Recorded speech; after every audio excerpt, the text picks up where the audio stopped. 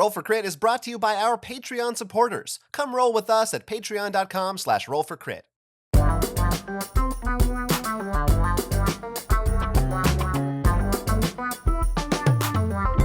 I don't know what happened this week, but apparently everyone is releasing these Kickstarters, so be prepared for a very heavy Pickstarter for the week of February 22nd, 2021. We're starting off with a solo game based on Frank Miller's Dark Knight Returns Batman comic series, aptly titled Batman: The Dark Knight Returns. You will take on the role of Batman, who must don his mantle again in order to take on the corruption that has returned to Gotham. Once again, you will follow the storyline from The Dark Knight Returns, and as such, you will be fighting many different bosses you will recognize throughout the comics, including, of course, Two-Face, Joker, and Superman himself. Now, throughout this storyline, you'll be moving Batman, Robin, and other allies throughout the Gotham board, this map. And beforehand, you will be deciding which cards you want to take in, such as fight cards, but whichever cards you don't use actually go into an event deck and have special events. So you're not just choosing what actions you want to do, but what challenges you're going to be going up against. In addition, this board will actually, as you move along, you'll be drawing on it with a dry erase marker, opening up new paths, maybe destroying locations, and trying to find clues until you're able to uncover where the boss is and take them down. This will, of course, have not only a regular edition, but a special deluxe edition with miniatures. So if you really want the minis from all the different of Batman, Robin, the bosses, and also all the different special rides Batman has, because, you know, he doesn't just have a car. He's got to have a horse, a jet ski, a bike, you know, everything from the comics. This really just tries to have both. But, of course, if you just want to play the game and you're not too big on miniatures, there is that regular version with standees. I love the concept of this. I enjoyed the Dark Knight Returns comic when I read it back in the day. Not when it first came out, but later on I read it. And it's one of the big influences in a lot of modern Batman media in terms of the tone of it, I think.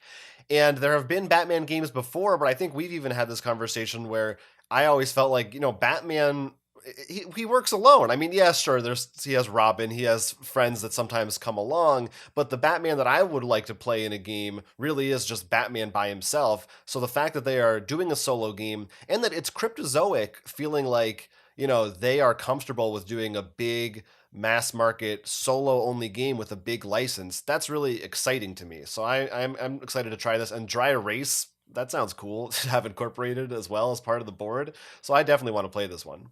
I think that is a cool customization idea because the board can change very easily in a very fun way too. And I don't know if you actually looked at the box at all, Jonathan, but this combining it with the solo function, I feel like this definitely, they say they target newer and hardcore gamers. I actually think this is meant to target those who maybe are fans of Batman but don't play as many games. Like, you could put this on your shelf of like comics and books, and I don't think anyone would question like, oh, that's probably a deluxe version of the comics. Cool. And I actually think that is a smart move in this case, because it being solo combined with that it's going to attract more of the people who maybe can't get everyone together, whether you rather prefer a solo game of Batman or as a group. And it just feels like it at the right thing. Like, it's going to look nice. You don't have to feel guilty about paying for like 2,000 miniatures that you're never going to paint. It's got both systems there. So it just seems like I feel like they made a lot of the right choices you want for a comic book hero game that is a bit more dense and follows the storyline, not just, you know, pasty superhero theme on a game mechanic that we may enjoy. Now, if you're like me and just you're fine with standees, you can get this Batman solo game for $60. But if you really do want that extra bit of miniatures and some other stuff, you can get the deluxe version for $99. Root returns from Leader Games with a brand new expansion, Root the Marauder. This one includes 2 new factions that you can play as. Of course, Root is one of our favorite games here. It's an asymmetric battle area control game where everyone has a different type of faction and all kinds of different goals and ways of scoring points in a beautiful woodland forest. You're all cute little critters, but it's a cutthroat, aggressive game with a lot of depth and strategy to it. The new factions in this one are Keepers in Iron, who are great warriors that are looking around for ancient relics. They're going to be trying to uncover those relics, but they're also very frightening in battle. And then you have the Lord of the Hundreds, a new version of the Woodland Alliance in a way, only they're a bit more aggressive. They believe in not using words to get their way. They believe in burning down buildings and collecting items to hoard them in order to get their power. So two brand new factions you can play as and mix up with all the other ones that already exist in Root. Plus, there's some new features like hirelings, which are kind of NPCs you'll be able to use at any player count to add a little more variety to the game. There are also now landmarks that you'll be able to try to build for new strategic powers or abilities, depending on which ones they are and how you use them. And there's some add-ons that you can get along with this campaign, including new additions for the solo clockwork stuff that you can play or extra hirelings. It's more stuff for Root. All of it sounds great. I mean, I love Root so much, and I'm definitely going to pick this one up because I really, really want to add more of those factions to my collection. I love the idea of the hirelings, as well as these new factions, which can both be used with only 2 players. So it sounds like they're focusing on adding more variety for lower player counts, which is good for a game like this that sometimes feels like when there's just 2 or 3 of you, it's not as exciting as having the full 4. I think these sound really awesome. First of all, the landmarks remind me now of the same thing in Civilization. So I just imagine being like, I swear, if you build that Taj Mahal before me, I will end you. Second, what was the first faction you named? I forgot their name. The Keepers in Iron. That's the faction I want to play because they pretty much just sound like the Brotherhood of Steel from Fallout. So I am in. Well, there you go. If you like Civilization or Fallout, apparently Root is the expansion the Marauder is the one you want to get. I don't know. If you're a fan of Root, you got to get it. Take a look at it. The expansion goes for $50, but you can spend more if you want to get all the new stuff and extra things that they have available. Aeon's End is a cooperative deck building game all about fighting these horrific eldritch creatures that have come out from the void while you try your best to defend Gravehold, an ancient city of the people, sort of the last city for humanity. Now, there have been many different expansions, but the big one we're going to talk about first is Aeon's End Legacy. This was a legacy game from a while back. We did an actual full playthrough of, and has this story of pretty much, it's the prequel series. Now, this story is actually continued on in their last 2 expansions, but isn't as much of a legacy game, with Aeon's End The New Age and Aeon's End Outcasts. And now, it's time for the story to come to a close, an Aeon's End Legacy of Gravehold. This will culminate the entire story as you've been going through, learning about what's been going on, all the characters such as Zaxos rearing his head, whether you like him or not. And in this one, it's going to have more content. There's over 20 different envelopes, 13 different bosses, and 20 new mages for you to use. And of course, there's now a board where it looks like bosses are going to attack different cities, and you're going to have to make a decision what places you're going to defend. And of course, you're going to have to live then with the consequences. This seems to be a bigger, better version of the Legacy game, and while Aeon's Legacy initially was a prequel, this seems to be the conclusion. And you can, like I said, you can watch us play through it. I love Aeon's End. I think it's actually a really great deck building game, and it fixes a lot of things that I have with the usual systems that I see in deck building games. And I actually like the story, and I hope there's a way for Shin and Bluvius to make their triumphant return to Aeon's End. Those, of course, were our named characters in our playthrough, if you didn't catch that one. But like you, Aeon's End is one of my favorite deck building systems. And while didn't play through the follow-ups to Legacy, loved Legacy, and I think it's really exciting to have a conclusion. That's always a good thing, to conclude something. So it should be an exciting, hopefully satisfying end to that storyline, making those decisions. I'm hyped for this one as well. Another big one. If you're already caught up on all your Aeon stuff and you're just ready to get the new stuff, you can back this for $79 to get the new expansion. But of course, there are plenty of other pledge levels to get whatever you're missing from the Aeon's End family. Here's a new game from Horrible Guild called Tiny Turbo Cars.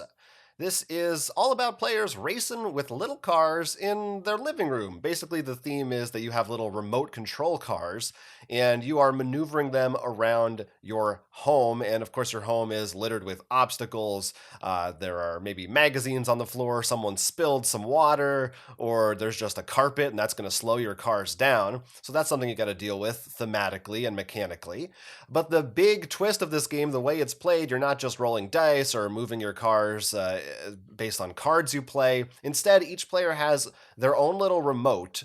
And inside that remote control thing are a series of tiles that you need to arrange like one of those old sliding puzzles. So everyone is simultaneously, before the round begins, going to be trying to maneuver the tiles into the order that they want.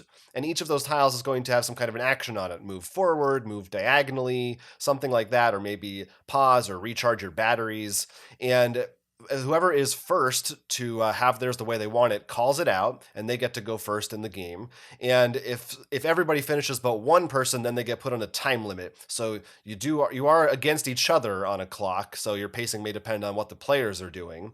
And then you all carry out your actions one at a time. So it's a programming game with, I think, a very unique setup to it, different from most programming games. It's all built into this little remote that you're holding, and a wacky, funny theme, and you're trying to get to the finish line, and that's how it goes. This seems like a big hit to me. This just looks like a fun, silly game that isn't too complicated, good for programming game fans, but relatively simple and an appealing theme that I think anybody could get into. Whatever comes to Horrible Guild, I feel like they always take a basic idea, like if you were to explain to me, but then one thing that changes everything, like Alone. It's a 1v all. Okay. Except the one's the one on the board. Oh.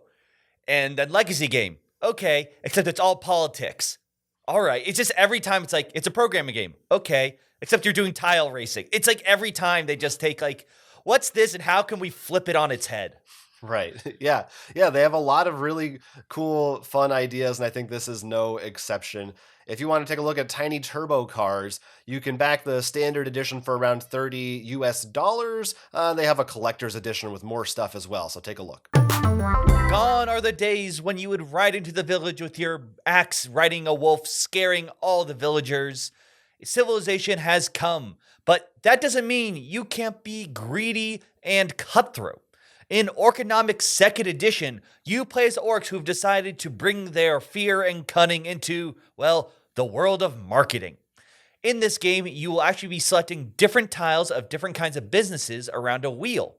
And these will have different effects, not only for which ones you have in play, but what they're next to. So each game is going to be drastically different. They, of course, will have different effects and abilities depending on what they are. But what's going to happen is you're actually going to then bid on certain tiles to try to place businesses there. If you are able to bid successfully, you'll be able to go there and use those tiles at a cheaper cost compared to other people. But of course, other players will have other cards and other abilities to sort of backstab or maybe mitigate their own losses. This is a game that is a simple first to 11 victory points, but the way you get there is much more complicated. Like I said, there's so many different tiles for you to swap around with. You're going to level up and get stronger abilities, and depending on what businesses you have there, where they're next to, what dice are rolled. So each game's going to feel so weird and different. It looks like just like a fun, crazy game to play from match to match. Yeah, I never tried the first edition. Do you know, is there anything significant with the second edition that's different or improved? Well, from what I can tell, it was only in Russia.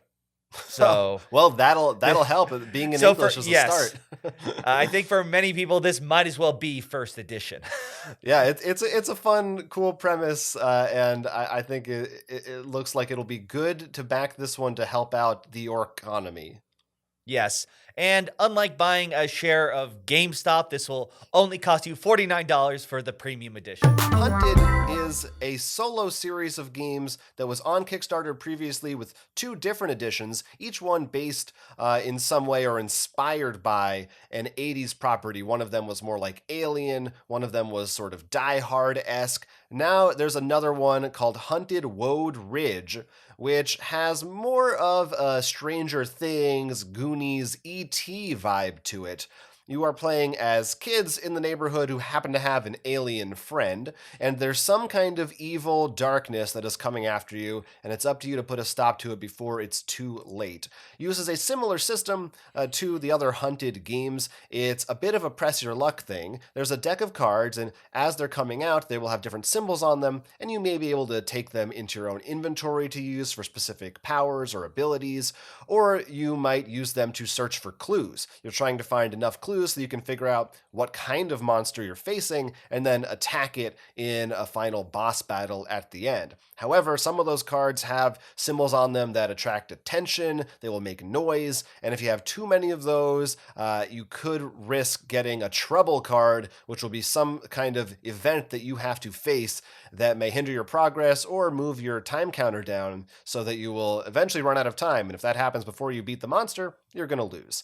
I really loved the idea of the first two series of this game. I mean, a solo game based on 80s properties that I'm a fan of, all of them that they've done so far, right in my wheelhouse. And the system looks fun. This one also adds the addition of, I don't think the other two had, maybe they had it as a variant, but this one has a 2-player mode, which I think is appropriate for the theme because, you know, you're playing with a group of kids, so that should be fun as well. Is it just me, or I feel like we're seeing a lot now of games that are like the 80s group of kids? It's like, I think it's the last 7 years since Stranger Things started. It's in all mediums now. It's when there's a popular thing, everyone rips it off. Do you think we're approaching Zombie and Cthulhu levels of it though? No, I don't think anything will ever approach those genres, to be honest with you, in terms of tabletop games.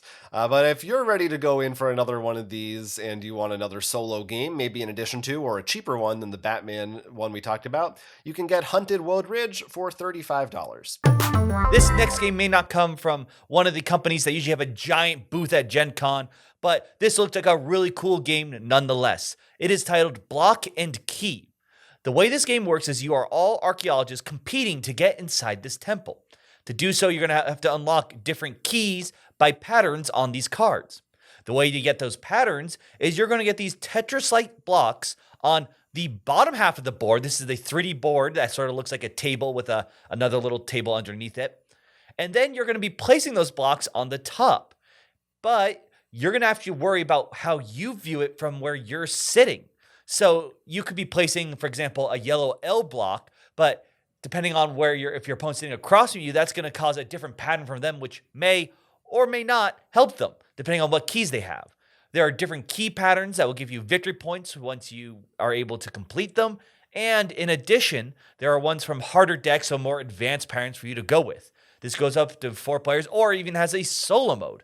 This just looks like the kind of game that is so much different than what we're used to. And I love the double layer system and the puzzle making that's going to go on. It's not simply like everyone's looking from above. Because everyone has their own viewpoint, it completely changes the strategy. It's not simply like, I'm going to place things that help me and hurt you. You don't know. So I just think that's such a fun, clever mechanic. I mean, give me the block puzzles, baby. Anytime there's any game that has puzzles of blocks and fitting them, whether it be 2D or 3D, I'm game. I'm there for that. That's really fun. And yeah, this sounds like a very unique one. So definitely intrigued by it. If you're looking for a puzzle a game that is not just solo, but also you can compete with friends, you can pick up this one for $43. Believe it or not, those are not all the Kickstarter projects that are worth noting this week. There are a lot of big ones, a few more that I'm sure some of you are talking about and you may want to go check out. Zombicide Undead or Alive, which is the new Western version of Zombicide from CMON, based off the more streamlined rule set of the second edition of the game. You've also got a new Tiny Epic game, Tiny Epic Dungeons. This one's a dungeon crawl and it includes cool little detailed minis for the first time in a Tiny Epic game. If you're a role-playing fan, there is a new Roll and Play book. This one is geared around for players designing a character or for dungeon masters designing NPCs. We previously reviewed another Roll and Play book. It's a great little reference book for role-playing games if you're into that kind of thing. There's also a documentary up there called Crafting Artsium. from the director of another documentary called The Game Designers. This one is all about designer Ryan Laukat and his wife designing their newest game, and all about the design process and the struggles that come along with doing that. So some really cool, unique projects. I mean, everything we've talked about here is just super high profile, big budget, big names. There's so much to discuss. I apologize to everyone in advance for their wallets this week. Oh yeah, that was it 11, I think.